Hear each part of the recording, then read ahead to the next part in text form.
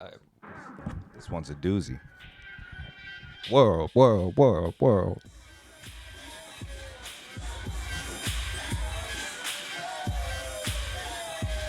Shit, Secret House Against. World, world, world.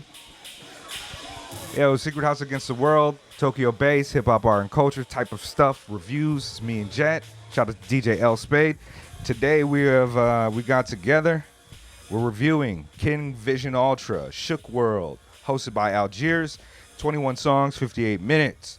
So Jet, I didn't really know what the hell was going on with this album about anything, so I copy and pasted what it was about because I had never heard of King Vision Ultra or What? Algiers before. So I'm gonna just go to read what they got here. It says Shook World is a new album by King Vision Ultra, Queens, New York, birthed through the invitation to collaborate by Algiers, which is a Atlanta, Georgia-based band, and originally envisioned to exist as a digital mix. King Vision Ultra's Shook World swiftly rose to become a universe of its own, while also existing in conversation with the Atlanta band's forthcoming album, Shook, out a month after, February 24th, 2023. Both albums sharing principles of collaboration, honoring home and counter-culture practice. Created through sample cocktail of supplied stems from Algiers, Shook, which King Vision Ultra calls the Shook Sample Pack, as well as King Vision Ultra's own Sonic Archive, the collection of beloved musical recordings, cassettes, and NYC's Not Forgotten mixtape suppliers, Tape Kingz and Kim's videos. So it's a bunch of iPhone field recordings, voice messages, found YouTube clips. Shook World is an ode to the mixtape from which served as the entry point into the music for King Vision Ultra as a DJ in the mid-90s while sending love to chosen family and telling a New York story of many New York stories. King Vision Ultra and Algiers consider this a unique collaboration that resembles a passing of a baton amidst a shared reference for the practice of sampling. So yeah, it's not a remix album. It's a whole different animal. And that was probably a lot of reading for y'all, but man, this project is quite unusual. It's playing in the background right now, and I'm not. This is almost like first, man. Do you know Algiers or King Vision Ultra? So I'm a fan of Algiers, actually. Okay. I'm not too familiar with King Vision Ultra. He put out a record a couple years ago with Amani called No Unknown Infinite, something like that. An Unknown Infinite, which I listened to like one time. But the drummer from Algiers, Matt Tong, who's a British drummer, was the original drummer for the indie band Block Party, who were a huge formative like group for me. So when and you know, not to shit on current Block Party, but a very instrumental part of their sound, this very frenetic and intense drumming. So when he moved ship over to Algiers, I followed. And I haven't listened to this Shook album. I didn't actually know that this was kind of one part of another thing. But they put out a record in 2020 called There Is No Year. Okay. That is fucking sick. It's noisy and heavy and weird and also very like sublime and beautiful in places. I got to check that strongly out. recommend it. I myself is not familiar with Algiers or even King Vision Ultra. I keep on wanting to call him King Ultra Vision for some reason, and so if I mess that up while we're talking, I just want to put that disclaimer there. But as soon as I heard it, like, I just saw somebody mention it somewhere. I might have been on like Reddit or something like that, and somebody was, or maybe it was in our comments. I don't fucking remember. But man, I was like, hold on, somebody's name is King Vision Ultra. I fuck with that. I don't know how the music sounds, but it sounds like something that I'm gonna fucking like. And Shook World, man, the album cover, as soon as I saw it, before I even heard it, I was like, yeah, we got to do this one. The Algiers album as well. I'm just looking at the track list and the features, which are fortunately listed on the front cover. Okay. You've got Zach De La Rocha on there, Big Rube, Billy Woods, Backwash, Mark Cisneros, Samuel T. Herring, Jay Matthews, Latoya Kent, Nada El Shazli, DeForest Brown Jr., Patrick Shiroishi, and Lee Baines III. I'm not familiar with all of those artists, but there's also some really, really dope names on there. Samuel Herring, as in fucking Hemlock Ernst? I believe so, yes. No shit. From Future Islands, right? Yeah. Constant collaborator with the likes of Bus Driver and those fools over there. Yeah. Okay, I mean, this album has a variety of features. Lots of poets that I'm not familiar with, but familiar, Lucid makes an appearance, and man, there's a few people on here. many of which I don't know. Also, the great good. Big Just, the great Just Big there, yeah. Just from fucking, you know, Company Flow fame, like notorious Big Just. But yeah, the album has got a lot of poetry. It's got a lot of noise. It's got a lot of, you know, raps even, and a variety of sounds. It is fucking shockingly interesting to me. But I will say that, you know, this album, is majestic and unimpeded by convention as it is. It's got all these type of different genre sounds that kind of converge into a hip hopness without actually being hip hop. Well, like recognizable hip hop to the layman, to the average. One thing that's really interesting about this record for me is that I almost feel that it's like backwards from convention, where in which, you know, a hip hop album, like normally you open on like a pretty like big strong intro, and you have a few tracks, and then you have interludes, like, you know, punctuating the whole thing. But on this record, a lot of the tracks that are not listed as interludes are made up of field recordings, sound collages, and the album begins very kind of nebulously with just a lot of spoken word. Even a Lucid's verse is not particularly bound to the structures of the music or the collage behind it. It's not until Untrappings, like the third track. Untrappings, I think is the third track on the album. Fifth track's on the album, where we're actually like in conventional hip hop beat territory. And even in that, it's like digital synth stabs with like reverb drums and like a guitar bass line or something like that. But it's like, no, it's like guitar feedback. But even in its like the more conventional approaches, it still radically disconnects from what you would expect. You know, this album is for me, it's got like, it just kind of, it is very like city heavy. It's very New York in a way that I have never experienced New York, but it feels so much familiar to me. It works very well for a city album because there's a constant pressure that kind of detonates at these like odd intervals and flourishes within the muck of its own sound, so to speak, bro. It is just like a griminess that permeates the album. It doesn't remind me of New York how I think of New York now. It reminds me of like New York in the 80s a bit, kind of like maybe 90s, where it's a little bit like, even though they talk a lot about like the current state of New York on this album, the way it ends, that there's that whole sample. It's something about this is very like RoboCop to me. It's very Algiers are also a mix of, I believe, artists from Atlanta and London. Okay. So also, you know, big kind of gritty cities, you know, with relatively high crime rates and kind of that kind of murkiness and darkness surrounding them. And I think you do, in the sense of like, while it does feel very New York, it does also just kind of embody that kind of city sensation. It doesn't so much like locate you in the traditions of the sound as it kind of dislocates you from its origins, and you can kind of like, I don't know, man. Listen to this album, it felt very like, I don't want to say Afro-futurist, but it felt very future to me. This is like some. Have you ever read Transmetropolitan? Yes. Spider Jerusalem? Yep.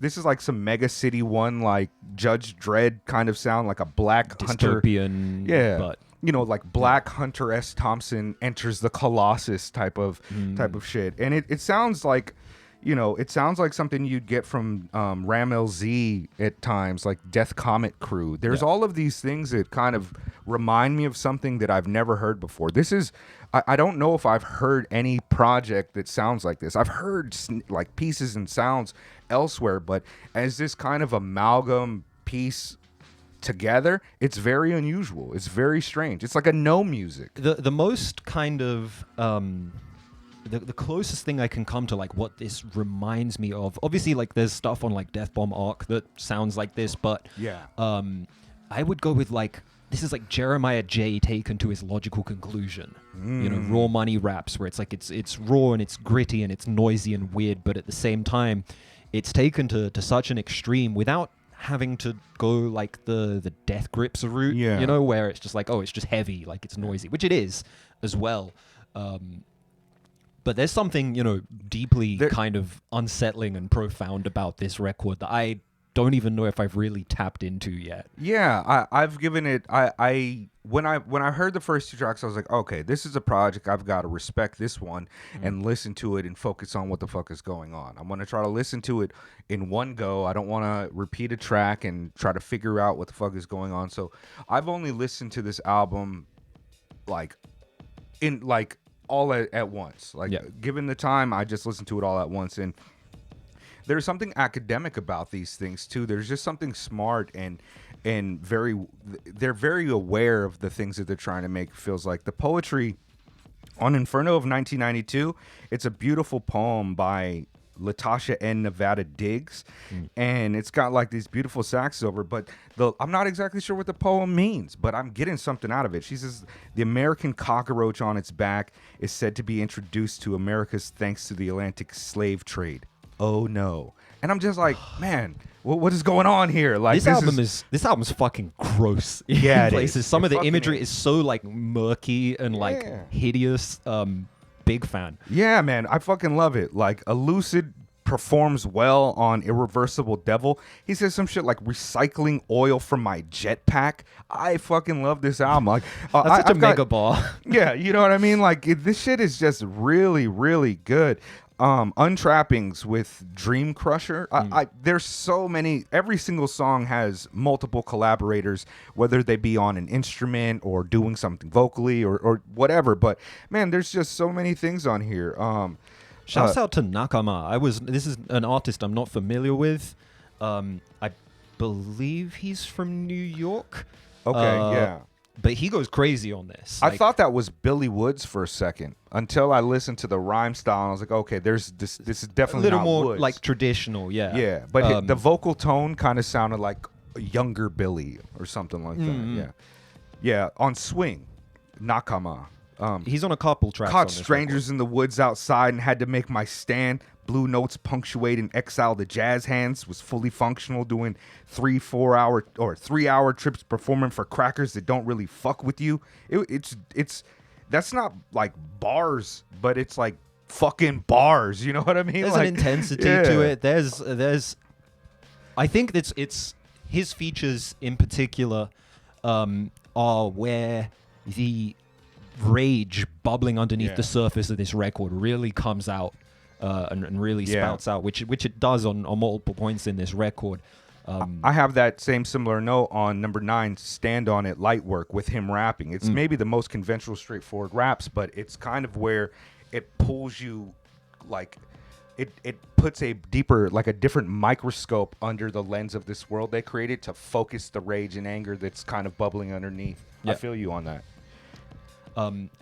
Also, on probably the most conventional moment of the album, which is the track Media Training, which features Lord Queso.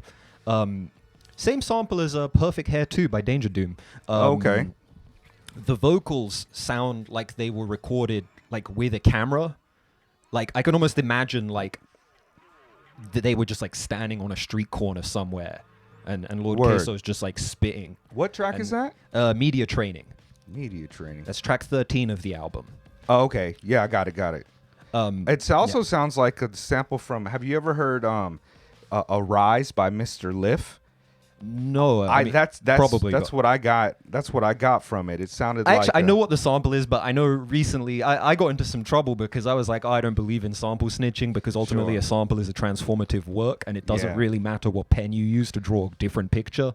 But yeah, I won't sample snitch on that one. But yeah, it's a good sample. It's so common now. It's almost futile to kind of stand against it when you've got websites like Who Sampled It and like.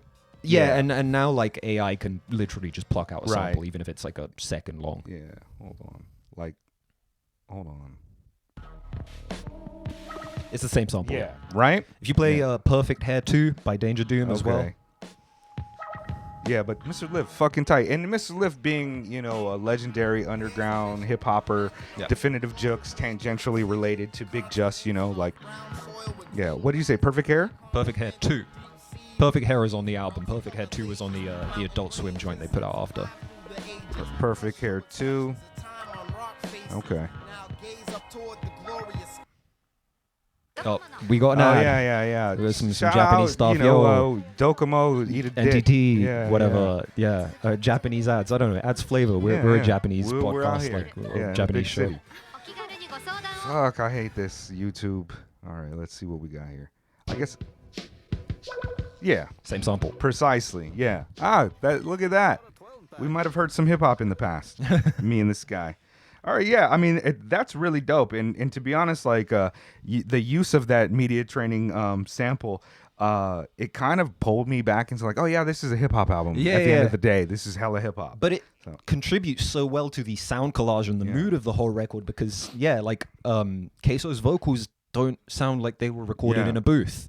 It reminds me, and obviously this is an American project, it's not at all really related, but it, any UK listeners who are into grime or grew up, around the same time I did, you're going to be familiar with like timandbarry.tv and like these kind of old school, like, Syllable Shutdown or F64, SBTV, RIP Jamal, kind of street corner freestyles that were like the predominant method of delivery of grime music. And this album's so grimy that it just works really, really well in that capacity. Yeah, I almost enjoy like every single track on this. There's a few that stand out to me. I really do like 2012 interlude with Harlem Book. It is, I think it's probably the most conventional rap song on there because the raps are kind of more conventional. Yeah. But it's also just like it's like hearing it coming from your like the methadone clinic next door with like a jazz band melting in there. It's like it's very strange and unusual. I'm just gonna play some shit off of it because I don't really know how to describe this in any like it's got this like I know Spade wouldn't be a big fan of this. Oh no, this part right here at all. It's like why even do it? But for me, I was just like.